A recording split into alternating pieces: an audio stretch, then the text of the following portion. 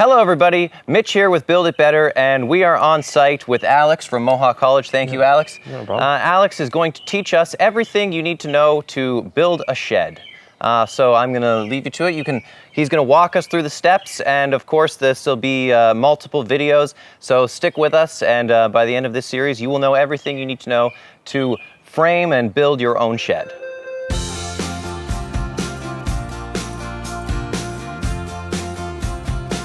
Hi everybody, I'm Alex from Mohawk College. What we're going to be doing today is I'm going to be showing you guys how to build a shed for your backyard. So what we're going to be building is an 8x8 shed with a gable roof, and it will have a barn style door on the front of it. So the type of tools that we're going to need is, one, we're going to need a tape measure. So tape measure I use, it's pretty commonly used in the framing world, is a Stanley Fatmax. You don't need to actually get this specific one. However, the most important thing about this one is, in framing terms, we typically end up using the imperial measurement system. Now that means inches, feet, and fractions of an inch. We don't typically use the metric system. A lot of the materials we use don't actually come in the metric measurements. Next, what we need is our speed square. This is used pretty much on every single cut that I use. It becomes extremely handy when we start getting into some of the roof framing. Next, you're going to need some pencils.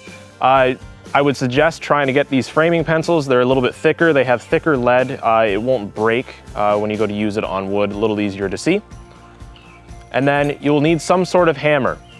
You don't need this hammer exactly, but you want to have something that has a little bit more weight to it. I would suggest a 22-ounce hammer with a knurl-faced head. And the knurl-faced head is something like like a meat tenderizer, where it has like the little teeth on the front of it. You'll find that when using that, it is very easy for you to actually grab the head of a nail, whereas if it's a smooth-faced hammer, it tends to actually slide off the nail and can possibly bend the nail on you. So next, what you're going to need is you're going to need yourself a good skill saw. Now, you don't need this one specifically, but the reason why I use, say, a good skill saw is we're going to be doing some more intricate cuts when it comes to hand-cut roofs.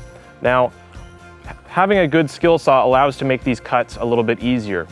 And the reason why we don't use chop saws a lot on a job site is because of the multiple different types of cuts we can use with this. And then finally, you're going to need yourself a good level. You want to make sure that the level is in good working order.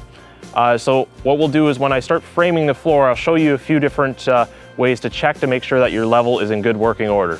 Now, you can get multiple different sizes for your levels. For what we're going to be doing today, I would suggest using a 4-foot level. That's adequate for what we're going to be doing. Of course, all of these tools that I've mentioned here can actually be purchased at your local Turkstra lumber. So basically what we did prior to all of this video, I sat down with the homeowner and we went through a very rough idea of what he wanted as a shed. So we came up with the idea of making an 8x8 shed.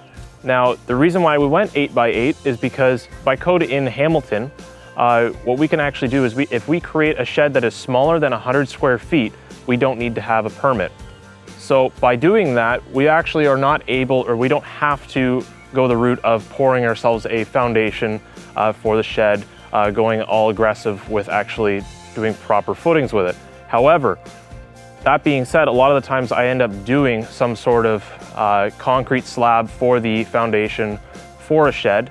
But what we're going to do today is we're actually going to use these patio stones, or the deck blocks, and I'm going to dig them down a little bit, put some screedings down, tamp it down really nice, and then use the deck blocks as the starting point for the entire shed, and I'm going to frame the floor on top of that. Also, a good tip is to always check your local building code, as well as calling the city or bylaw in your area. They will give you all the requirements in the area prior to any kind of building that you do in your house. For the next step in our How to Build a Shed series, you can click the video thumbnail on your screen now, or check the description below for links.